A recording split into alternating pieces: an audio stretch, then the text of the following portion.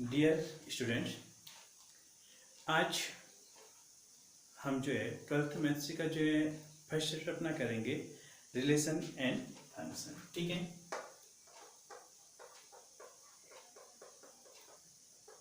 Relation and function यानी कि संबंध तथा फलन।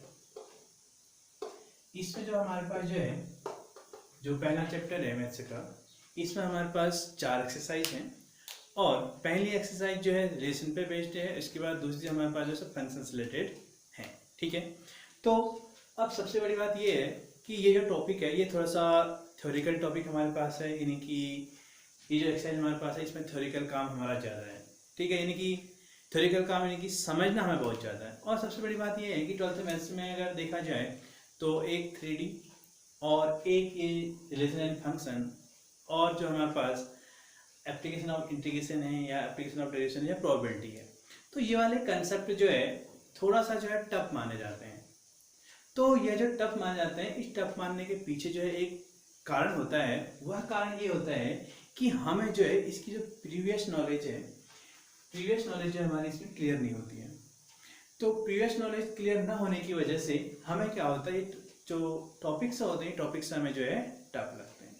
तो अगर आपके प्रीवियस नॉलेज क्लियर होती है तो आपके कंसेप्ट क्लियर रहते हैं, और कंसेप्ट क्लियर रहते हैं तो आपको जो है पढ़ने में जो क्या होता है आपका इंटरेस्ट जगता है। ठीक है, अगर इंटरेस्ट ही नहीं जगेगा तो जाहिर सी बात है कि आपको ये चीज़ जो है टफ लगेगी। तो बात करते हैं रिलेशन की। रिलेशन होता क्या है? ठीक है, तो रिलेशन अगर हमें फाइंड करना होता है तो उससे पहले हमें सेट चाहिए होता है। तो अब रिलेशन कैसे निकालते हैं, प्रीवियस नॉलेज आपने कुछ ले रखी होगी 11th क्लासेज में, और थोड़ा बहुत आपको बताने की कोशिश करूंगा। तो लेट अस कंसीडर कि हमारे पास कोई एक सेट है 1 2 3 4 इसमें एलिमेंट्स हैं, और कोई सेट अनदर सेट हमारे पास भी है, उसमें हमारे पास जो एलिमेंट्स हैं वह एलिमेंट्स हमारे पास जो है 5 6 7 है, इस तरीके से। ठीक है, और अगर हमें रिलेशन निकालना है, ए से बी पर रिलेशन निकालना है तो उसको हम बोलते हैं relation.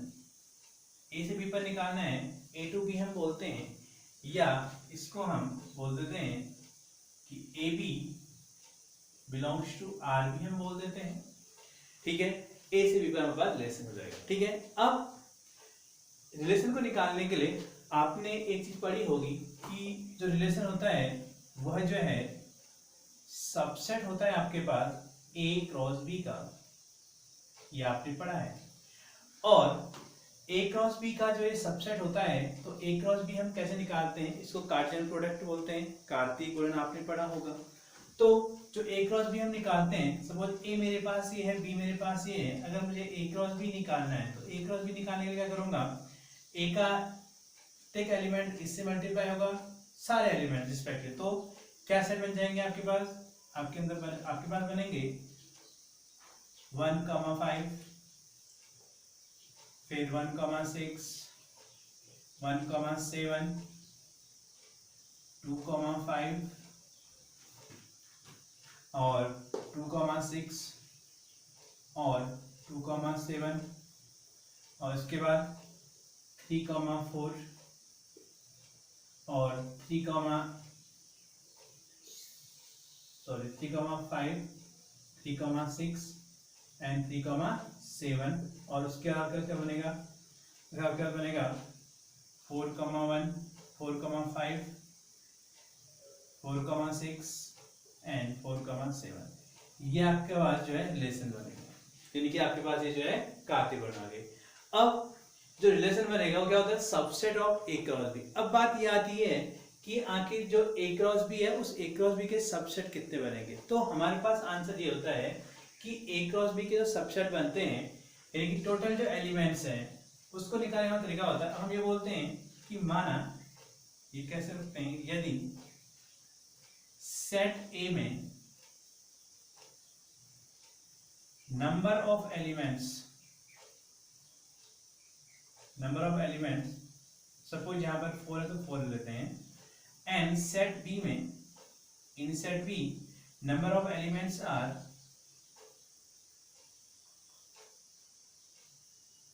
3, therefore the total number of set in A cross B equal to होता है 2 to the power number of elements in A and number of elements in B to the power m into n. It means 2 to the power 4 into 3, therefore 2 to the power 12. अगर मेरे पास यही दो set हैं, set ए और set B हैं, तो इसमें मेरे पास जो रिलेशन बनेंगी वह रिलेशन जो है 2 to the power 12 रिलेशन से बनेंगी, ठीक है। और वह जो है एक दूसरे किसी न किसी रिलेशन के तहत वह एक दूसरे क्या होंगी, रिलेट होंगी, यानी कोई ना कोई रिलेशन उनके बीच जो है होगा ही होगा। चाहे आप कह सकते हैं कि दोनों को प्राइम नंबर हैं, दोनों प्राइम नंबर हैं, दोनों जो है ऑड नंबर हैं, दोनों इवन नंबर हैं, या फर्स्ट सेकंड से डिवाइड होता है, सेकंड फर्स्ट से डिवाइड होता है, कोई भी रिलेशन आप लगाएंगे, लेकिन आपके पास कितने रिलेशन बनेंगे, आपके पास जो 2 to the power 12 जो रिलेशन यहाँ से बन के आएंगे। उसके बाद आपने जो है डोमेन के नाम से आप फेमिलियर होंगे। डोमेन आपने पढ़ा होगा कि डोमेन क्या है, कोडोमेन क्या है और रेंज क्या है, ये तीनों चीजें आपने पढ़ी होंगी और ये तीनों चीजें आपकी जो है क्लियर लीजिए। नॉर्मली क्या होता है, हमारे पास जो भी कार्डियल प्रोडक्ट का कोई भी रिलेशन अगर हमारे पास है, सपोज मैंने कोई रिलेशन लिख दी, इसी में से मैंने कोई रिलेशन लिख दी, एक रिलेशन मैंने इसमें से बना लिया सपोज कोई, यानी कि 1,5 मैंने ले लिया, और आपके पास जो है 2,7 मैंने ले लिया, और मैंने जो है आपके पास 3,7 मैंने ले लिया। इस तरह से अगर मैंने एक और मैं ले लिया, 4,6 मैंने ले लिया, ये मैंने एक रिलेशन ले लिया कोई, ठीक है। अब अगर इसमें आपको जो है डोमेन, कोडोमेन और रेंज निकालना होता है तो हम कैसे निकालते हैं। नॉर्मली जो हमारे पास डोमेन होता है, ये जो भी हमारे पास सेट्स हैं, इनमें हम क्या करेंगे, जो ये ऑर्डर पेयर कहलाते हैं, इस ऑर्डर्ड पेयर के जो फर्स्ट एलिमेंट्स हैं वो क्या कहलाएंगे, हमारे पास डोमेन कहलाएंगे, ठीक है। क्या कहलाएंगे हमारे पास, डोमेन, ठीक है।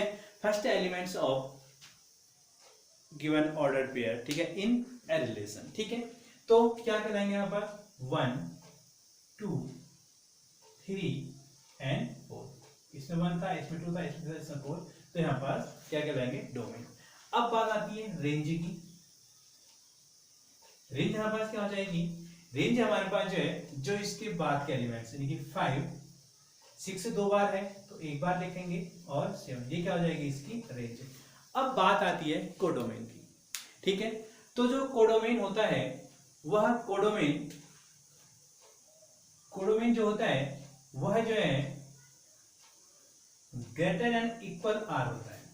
कोडोमेन कभी भी जो है लेस देन आर नहीं होगा, always remember it, codomain never less than are,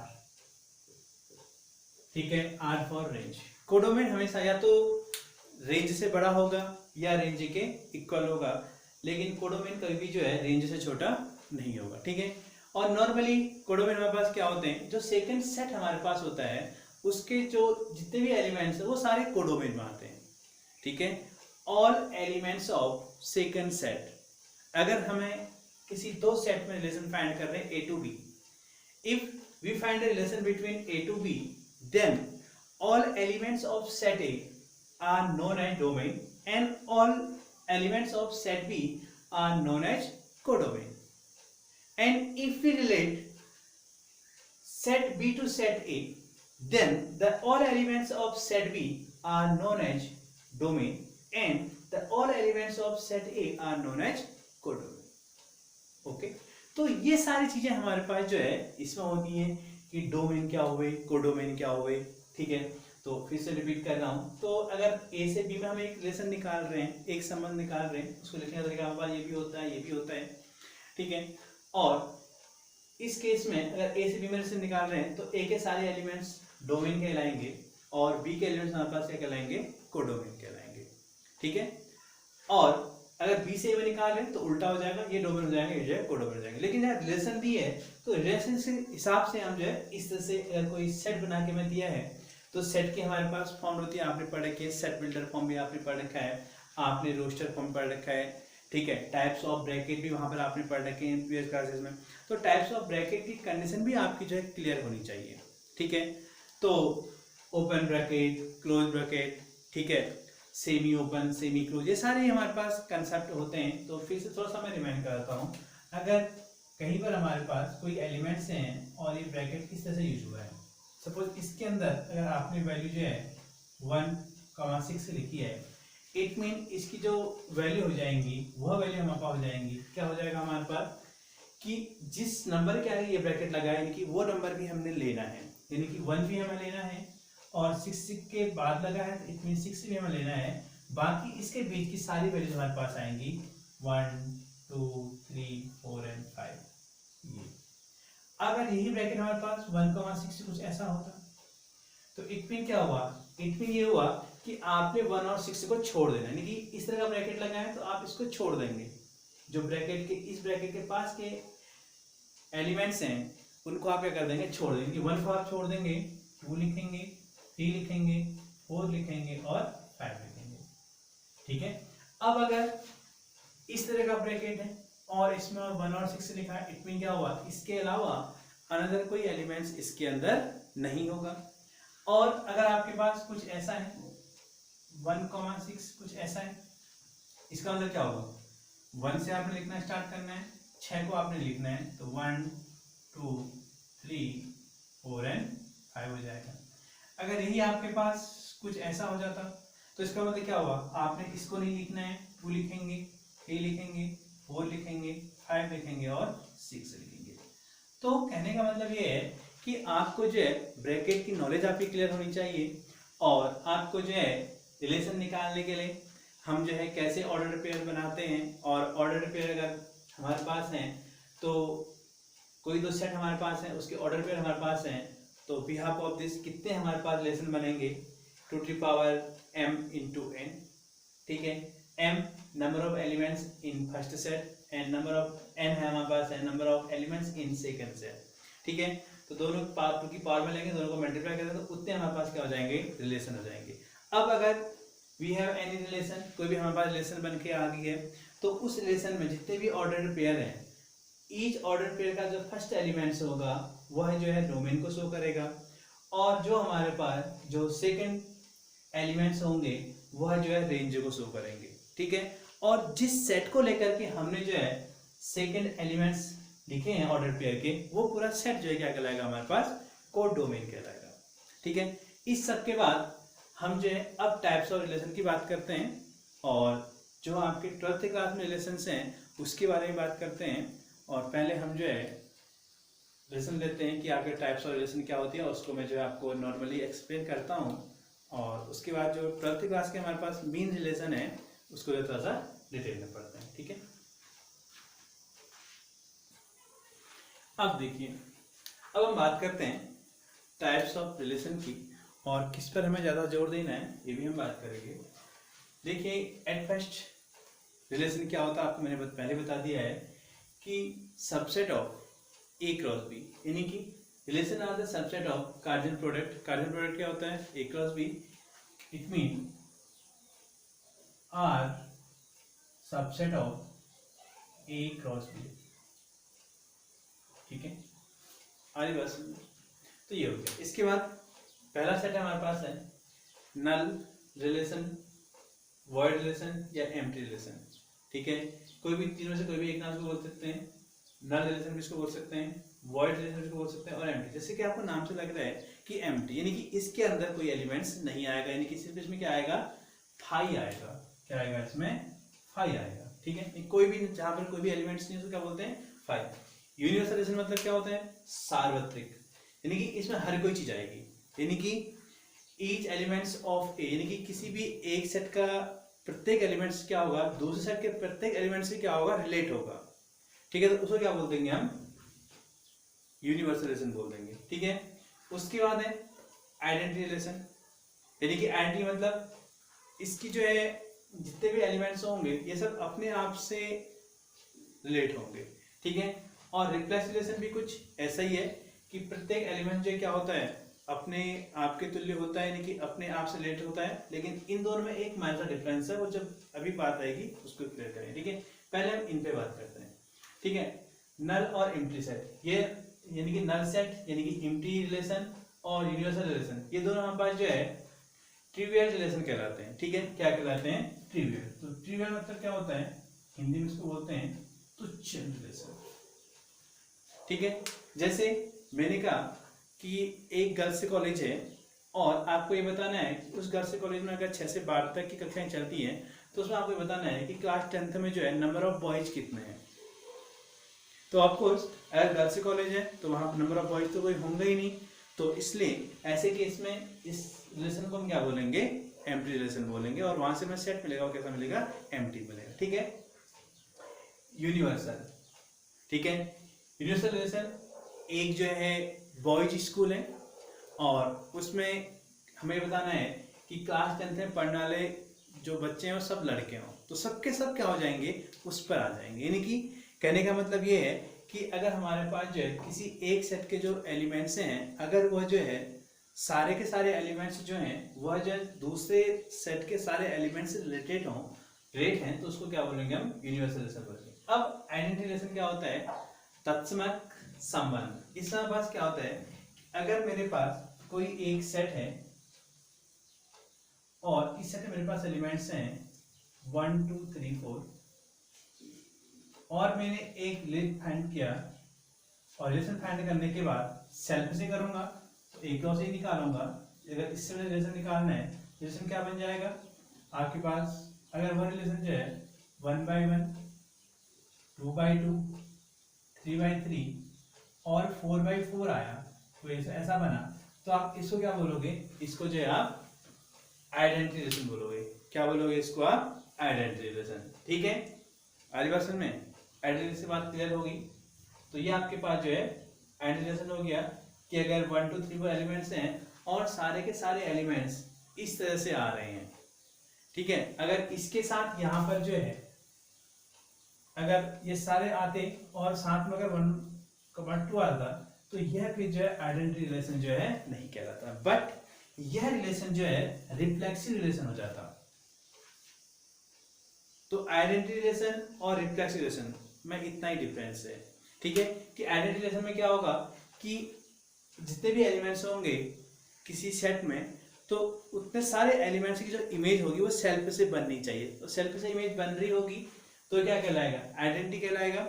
अगर उसमें सेल्फ से सारी बन रही है और कोई एक और आ गया तो वो आइडेंटिटी नहीं कहलाएगा, लेकिन वह जो हमारे पास जो है रिफ्लेक्सिव कहलाएगा। समझ में आ रही बात है? नोट करो इतना तो आपने कर लिया होगा। तो ये हमारे पास जो है जो रिलेशन थे, नल रिलेशन क्या हुआ, एम्प्टी क्या हुआ, और आइडेंटिटी और रिफ्लेक्सिव में आपको मैं डिफरेंस क्लियर कर चुका हूँ। ठीक है, तो आइडेंटिटी में क्या होगा? सपोज कोई एक सेट है, इसके अंदर मेरे पास 4 एलिमेंट्स हैं, तो 4 के 4 यहाँ पर होने चाहिए, उसके अलावा कोई भी एलिमेंट्स, कोई भी ऑर्डर पेयर वहां पर नहीं आना चाहिए, उन्हीं से रिलेटेड, उन्हीं से बना हुआ और सारे के सारे आने चाहिए। ऐसा नहीं कि यहाँ पर 1 2 3 4 है तो 3 ही आ रहे हैं तो आप फिर आइडेंटिटी नहीं कहोगे, सारे के सारे एलिमेंट जो है वहां पर आने चाहिए। ठीक है, आई बात समझ में? ठीक है, इसके बाद आपके पास अब रिफ्लेक्सिव में क्या होगा?